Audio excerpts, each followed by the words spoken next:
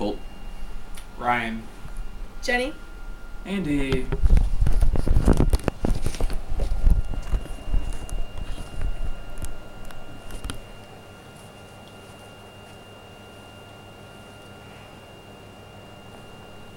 Take a moment to think about how large the Earth is. Now imagine the Earth being wrapped up like a giant ball of yarn, but with trash.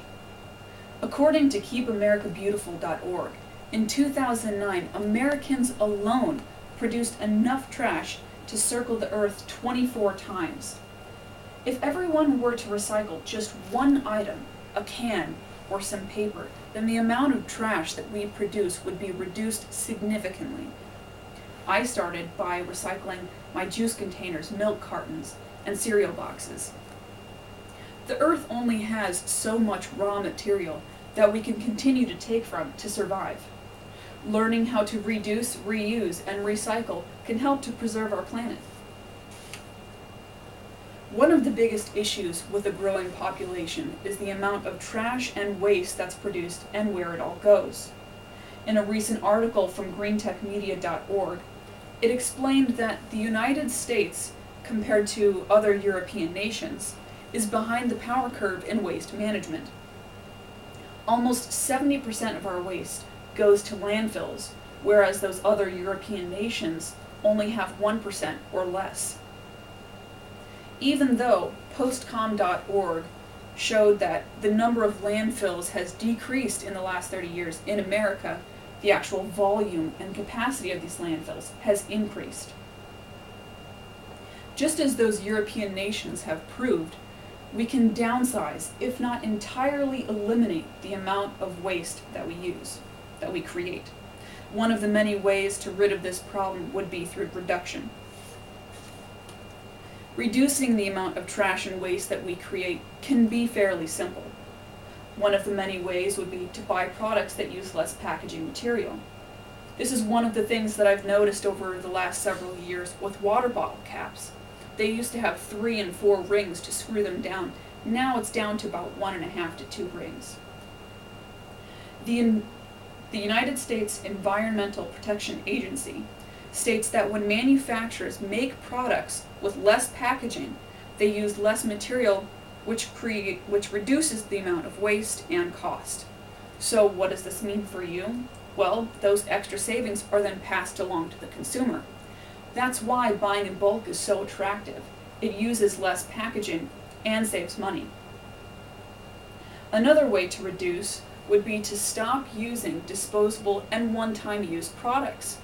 Yes, of course, there will always be some products that you can only use one time, like paper towels, but we can still limit how often we use them.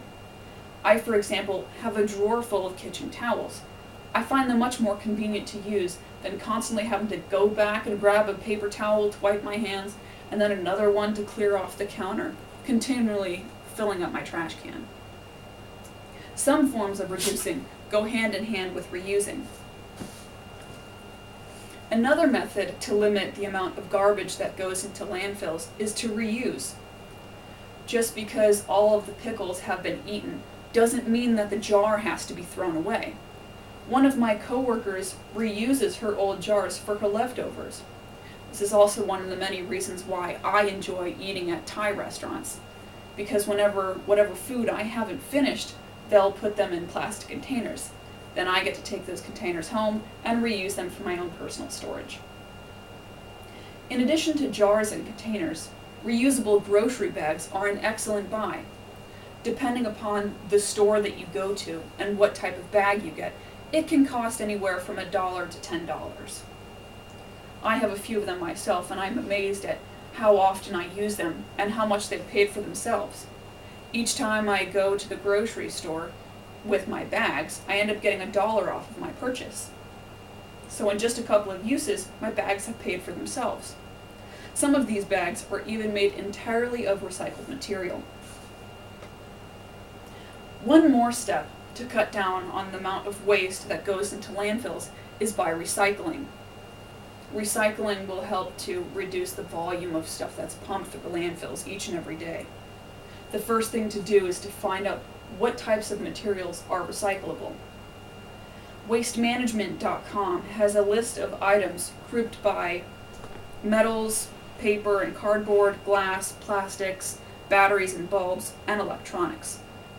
Depending upon what curbside programs and recycling programs are in your area, some of them might not accept all recyclable materials.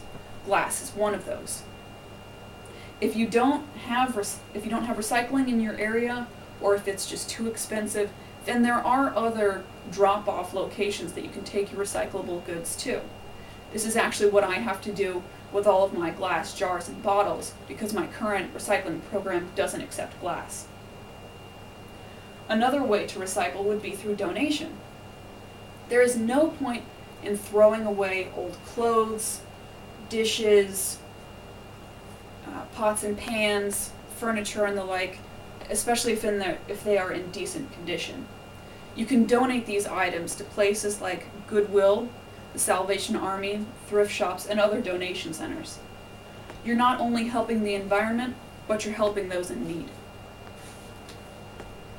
No one wants to live in an atmosphere where trash and waste keep building up by the hour. Life can be so much cleaner if we go green by reducing, reusing, and recycling. Doing this will help to preserve our environment, and all it takes is one person to start doing things differently that can influence others to do the same. Some of my coworkers didn't even realize we had a recycling bin in our office until I showed them where it was and that some of their trash could actually be recycled. So, what will you do to keep our planet green?